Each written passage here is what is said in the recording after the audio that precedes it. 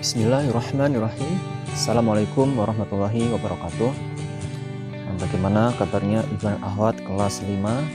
Semoga hari ini kita semua, termasuk antum dan keluarga antum, abi umi, saudara-saudara antum, dalam keadaan sehat walafiat, dalam keadaan dilapangkan rezekinya, dalam keadaan dilapangkan hatinya, selalu bersyukur kepada Allah dan bertakwa kepadanya.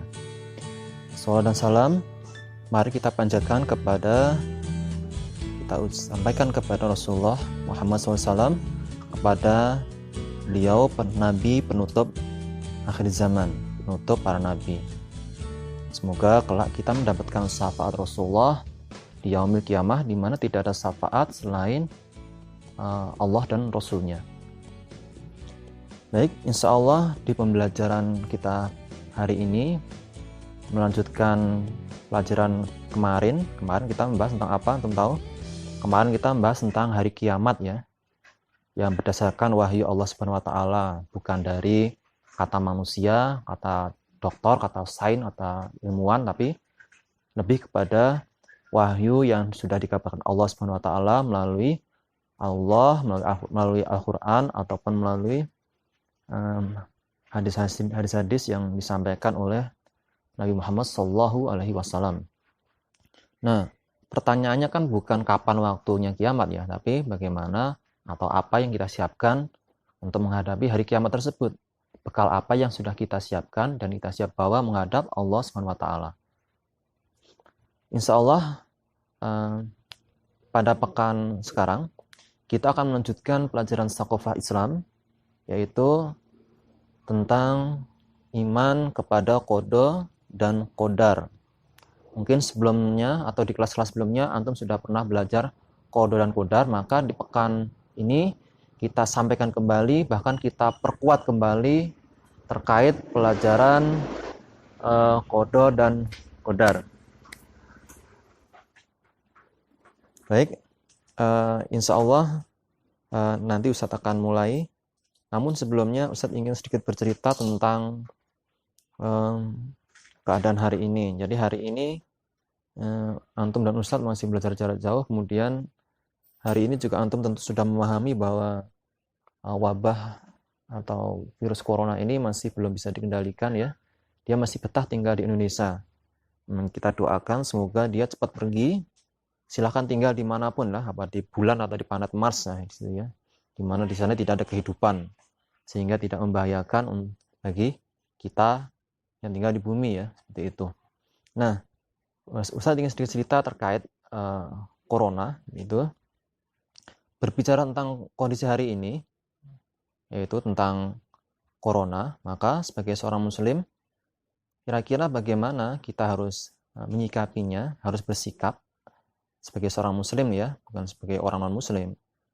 Sebagai seorang muslim, bagaimana kita menyikapi sebuah kejadian yang bernama wabah corona? Karena tidak ada kejadian apapun yang menimpa seorang muslim, maka di situ pasti ada hikmah, di situ ada pahala dan menghapus dosa-dosa kita. Maka jika dilihat dari sudut pandang qada dan qadar yang Allah berikan pada corona tersebut, maka yang pertama adalah antum tahu bahwa virus corona ini wujudnya tidak terlihat oleh mata kita secara kasat mata, secara langsung dilihat tidak bisa. Nah, dia bisa dilihat langsung dengan memakai alat ya, misalkan jadi wabah corona ini tidak terlihat oleh mata, namun bisa dilihat dengan menggunakan bantuan seperti mikroskop ya, untuk melihat benda-benda kecil. Maka corona ini bentuknya mirip matahari ya, orang mengibaratkan seperti matahari. Maka dengan bentuknya yang seperti itu, maka wabah ini atau virus ini disebutnya corona atau matahari ya. Nah, maka bentuknya yang mirip dengan matahari itulah yang akhirnya dinamakan corona. Antum tahu bahwa awal daripada kelahiran corona ini, antum tahu nggak di mana? Jadi corona ini awalnya dia hidup di dalam seekor hewan liar. Dia bernama kelelawar. Itu dianalisa, diteliti bahwa awalnya corona ini tinggalnya di dalam tubuh hewan yang bernama kelelawar. Namun karena sifat manusia yang rakus dan tidak memperhatikan makanan halal dan thayyib, mereka akhirnya memakan yang namanya kelelawar tadi. Sehingga virus yang tadinya di tubuh kelelawar kemudian berpindah ke dalam tubuh manusia. Seperti itu ya prosesnya. Dan ini terus menyebar dan terus menular kepada manusia yang lainnya. Nah, virus corona dengan bentuknya yang mirip matahari dan ia awalnya hidup di dalam tubuh kelelawar, itu dinamakan kodo. Jadi, corona yang awalnya tinggalnya di dalam kelelawar, maka ini adalah kodo Allah atau ketentuan yang Allah tetapkan kepada wabah atau virus corona di dalam tubuh hewan. Nah, kode ini tidak bisa dirubah oleh siapapun. Misalkan dipindah kemana gitu ya. Misalkan tempat lahirnya dipindahkan kemana gitu. Jadi di kelahirannya awal munculnya dia awalnya di tubuh kelelawar. Maka ini disebut kode Allah. Jadi ia tidak bisa dirubah oleh siapapun. Kemudian semua tadi adalah murni kehendak Allah. Jadi terserah Allah menempatkan corona tadi di awalnya di mana. Itu adalah kode Allah. Seperti halnya contohnya antum yang hari ini sudah ditakdirkan Allah dilahirkan menjadi ikhwan ataupun menjadi akhwat. Kemudian dilahirkan dalam keluarga muslim. Kemudian lahirnya mungkin dulunya di Bogor, di rumah sakit atau di bidan. Itu adalah kode Allah yang sudah ditetapkan Allah dan tidak bisa dirubah. Manusia hanya menerimanya saja. Itu adalah kode Allah. Nah, kembali lagi ke virus corona tadi, bahwa corona ini kodenya awalnya tinggal di dalam tubuh kelelawar. Selanjutnya, virus corona ini memiliki kemampuan masuk ke tubuh manusia melalui udara ya, melalui udara yang terbang dan dihirup oleh tubuh manusia yang lain melalui perantara bersin cipratan. Ketika kita bersin, maka itu mencipratkan seperti butiran cairan yang berasal dari pernapasan kita. Dia terbang kemudian dihirup. Nah, ini seperti itu proses penyebarannya.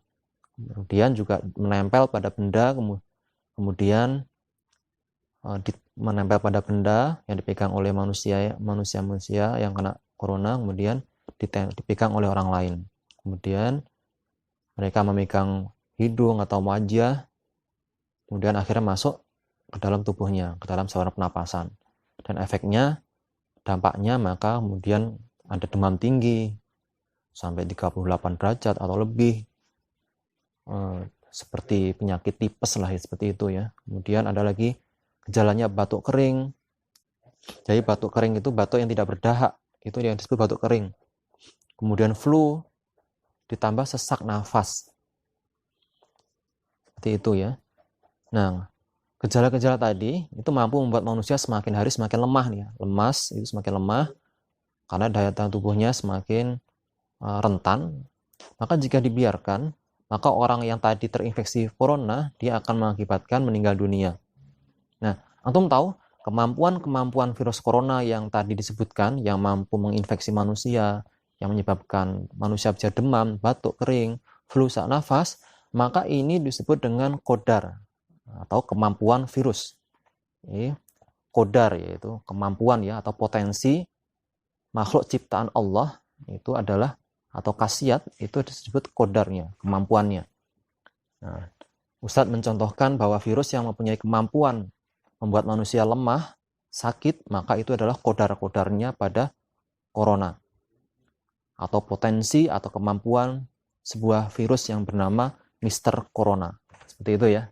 Jadi seperti halnya antum ya, yang dilahirkan menjadi ikhwan, contohnya kalau dilahirkan menjadi ikhwan namanya kodo. Tapi kemampuan seorang ikhwan yang berbeda dengan akhwat, atau sebaliknya kemampuan seorang akhwat yang tidak dimiliki ikhwan itu disebut kodarnya atau kemampuannya atau potensinya. Itu adalah kodar Allah yang diciptakan kepada hamba-hambanya, kepada makhluk-makhluknya. Seperti itu ya. Misalnya ikhwan punya kekuatan otot tangan yang kuat, maka digunakan untuk membantu uminya angkat jemuran atau membawa barang dagangan atau yang lainnya. Kalau ahwatnya misalkan punya potensi atau kemampuan memasak, karena seorang ahwat biasanya punya potensi memasak, dia lebih telaten. Maka ikhwan juga punya potensi memasak. Kalau ahwat biasanya lebih banyak potensi atau keinginan memasaknya, maka digunakan untuk memasak, membantu orang tuanya, umminya. Maka ini adalah potensi. Nah, sebagai seorang muslim, kira-kira bagaimana seharusnya kita, antum, orang tua antum, ustadz, menyikapi dari qada atau keputusan Allah yang tidak bisa dirubah, dan qadar adalah sesuatu yang Allah berikan potensi atau kemampuan. Bagaimana menyikapi tadi? Nah, contohnya tadi, bagaimana menyikapi terhadap virus corona. Maka sebagai seorang muslim, maka menyikapi qada virus corona adalah yang pertama, meyakini bahwa virus tersebut adalah ciptaan Allah SWT yang berada pada tubuh kelelawar, dan tidak, kemudian yang kedua, tidak meratapi tentang qada Allah tersebut. Jadi kita tidak boleh meratapi qada Allah yang menetapkan adanya virus corona tersebut, karena bisa jadi semua tadi, ketetapan tadi adalah ada hikmah yang sangat besar dari yang Allah ciptakan yang bernama corona tadi. Kemudian yang kedua adalah, yang ketiga, yaitu yang harus kita sikapi adalah bersabar ya atas kehendak Allah dengan diciptakannya corona tadi. Jadi meyakini ini kodonya yang harus kita sikapi adalah qada Allah pada corona adalah yakin bahwa itu adalah ciptaan Allah yang awalnya hidup dalam tubuh kelelawar, kemudian tidak meratapinya. Boleh sedih tapi tidak boleh meratapinya. Meratap sama bersedih itu berbeda sekali. Kalau bersedih ya cukup sedih aja. Tapi kalau meratapi berarti ini menyalahkan Allah, menyalahkan diri kita, menyalahkan semuanya itu. Itu tidak diperkenankan sebagai seorang muslim. Kemudian yang ketiga, bersabar terhadap qada yang Allah ciptakan tersebut. Kemudian bagaimana menyikapi tentang qadar Allah tadi, qadar yang sudah Allah berikan kepada corona, atau kemampuan yang sudah Allah berikan kepada corona, maka ada beberapa yang harus kita sikapi yang sebagai seorang muslim. Yang pertama yaitu kita bertakwa. Kemudian kedua, tidak memakan hewan haram seperti kelelawar tersebut, sehingga kita akan terhindar dari virus corona. Kita tahu bahwa corona itu hidup di dalam kelelawar dan punya potensi kemampuan seperti tadi. Maka kita menghindari dari yang namanya hewan-hewan yang bisa menyebabkan menular. Contohnya memakan hewan-hewan yang haram, yang seperti kelelawar. Kemudian yang kedua adalah karena kita sudah mengetahui potensi corona tadi, maka cara menyikapi qadarnya adalah dengan cara kita menjaga kesehatan. Kita tahu nih, lewat apa penyebarannya. Lewat udara, lewat benda-benda yang dipegang. Nah, seperti itu. Kita menjaga kesehatan seperti itu. Memakai masker itu menjaga kesehatan. Kemudian menjaga kebersihan dan tetap melakukan aktivitas untuk menjaga kesehatan tubuh seperti olahraga. Nah, kemudian makan makanan yang sehat dan bergizi, itu adalah untuk menyikapi qadar daripada corona. Seperti itu. Kemudian menjaga kebersihan lingkungan, menyapu, mengepel, rajin membersihkan lingkungan, itu seperti itu ya. Itu adalah cara menyikapinya. Kemudian tadi tidak berkerumun dalam jumlah yang banyak di luar dengan orang-orang asing.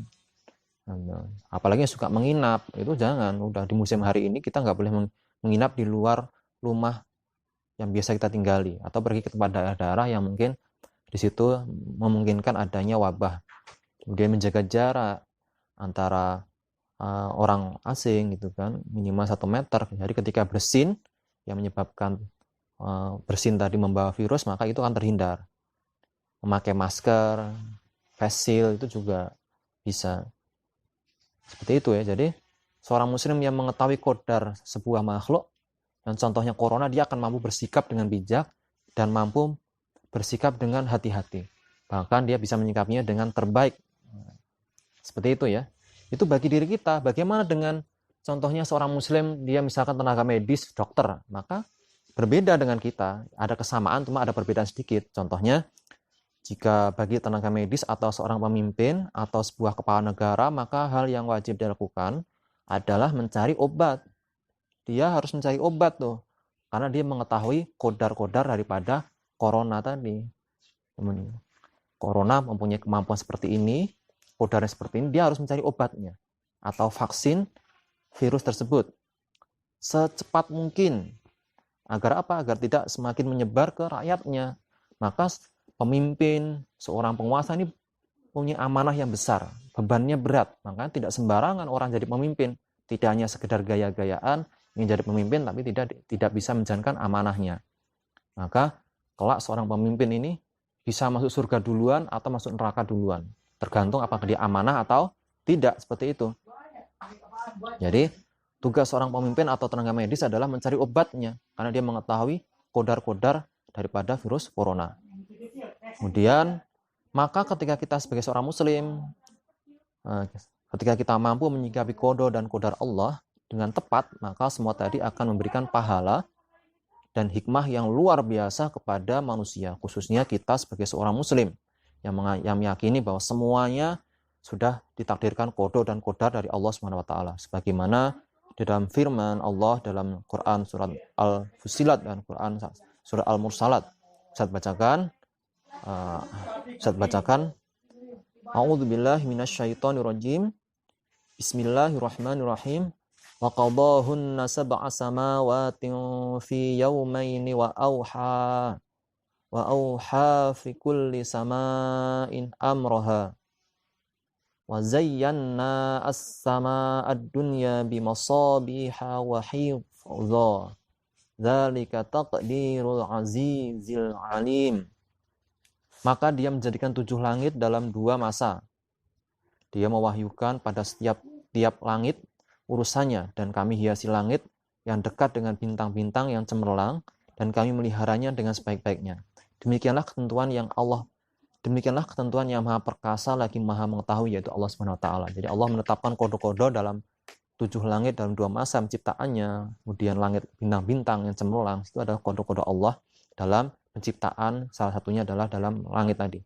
Kemudian di Quran surat Al-Mursalat, Allah berfirman, A'udzubillahi minasyaitonirrajim, faqadna fa ni'mal qadirun.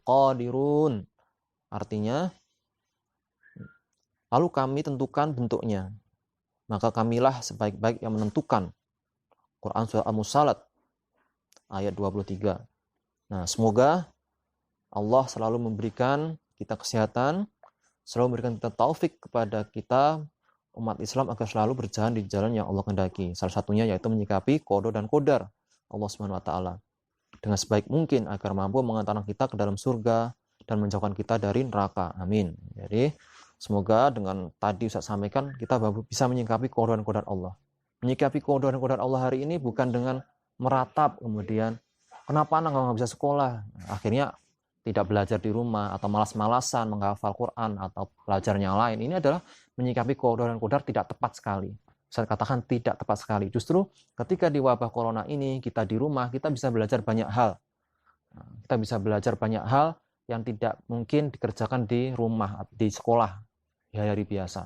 Kita bisa lebih fokus menghafalnya karena tidak banyak gangguan dari suara teman-teman atau yang lain. Kita bisa melejitkan kemampuan kita, hafalan kita, tahsin kita, dan semuanya. Seperti Ustadz yang dulunya di hari-hari biasa tidak bisa belajar bagaimana editing video segala macam, Ustadz belajar di rumah karena punya waktu yang banyak.